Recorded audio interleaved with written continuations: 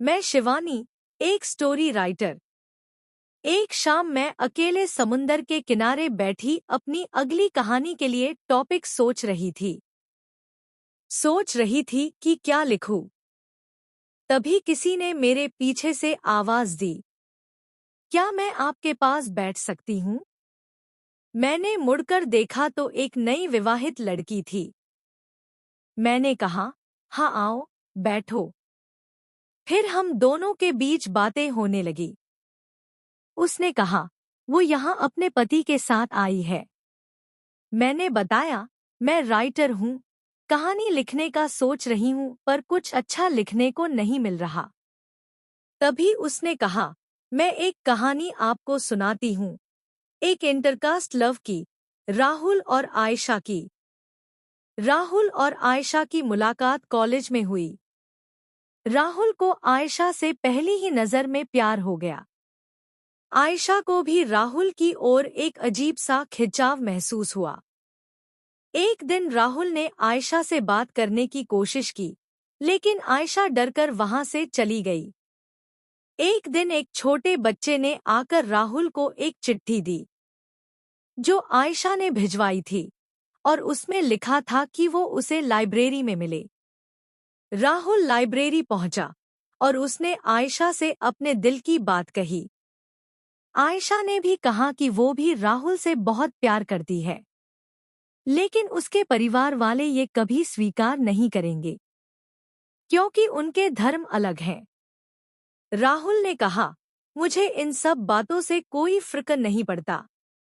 तुम मुझे पसंद करती हो, मेरे लिए बस इतना ही काफी है। ऐसे ही राहुल और आयशा रोज छुप छुप कर मिलने लगे। दोनों का प्यार अब और गहरा हो गया था, इतना कि एक दूसरे के बिना जीना मुश्किल था। धीरे धीरे कॉलेज खत्म हो गया और आयशा के घरवालों ने उसकी शादी तय कर दी। ये बात आयशा ने राहुल को फोन पर बताई। राहुल ने कहा, क्या मैं तुम्हारे घरवालों से बात करूं? आयशा ने कहा, नहीं, अगर उन्हें पता चला तो वो हमें मार देंगे। फिर राहुल कुछ देर सोचने के बाद बोला, मेरी जॉब मुंबई में लग गई है, हम वहीं भागकर शादी कर लेते हैं और वहीं रहते हैं। आयशा मान जाती है और उसी रात दोनों अपने अपने घर से भागकर मुंबई जाकर शादी कर लेते हैं। राहुल अब काम करने लगा था और दोनों ने एक छोटा सा घर किराए पर ले लिया था। दोनों ने अब एक दूसरे को अपनी दुनिया बना लिया था। खुशी और सुकून की जिंदगी जी रहे थे। लेकिन ये खुशियां ज्यादा दिन तक नहीं टिक सकीं। एक दिन आयशा का भाई और उसके कुछ दोस्त मुंबई पहुंच गए। उन्होंने आयशा और राहुल दोनों को बेरहमी से मार डाला और उनकी लाशें समुंदर में फेंक दी। इतना सुनते ही मेरी आंखों में आंसू आ गए।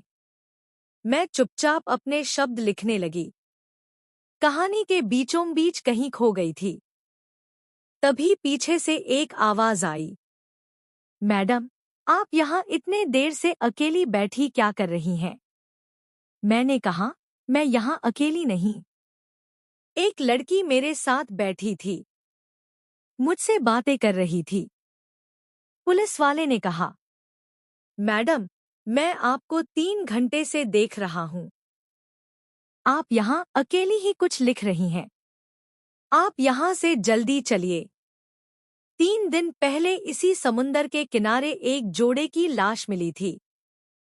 लड़का लड़की का मर्डर करके किसी ने उन्हें समुंदर में फेंक दिया था। उसी केस की इन्वेस्टिगेशन चल रही है।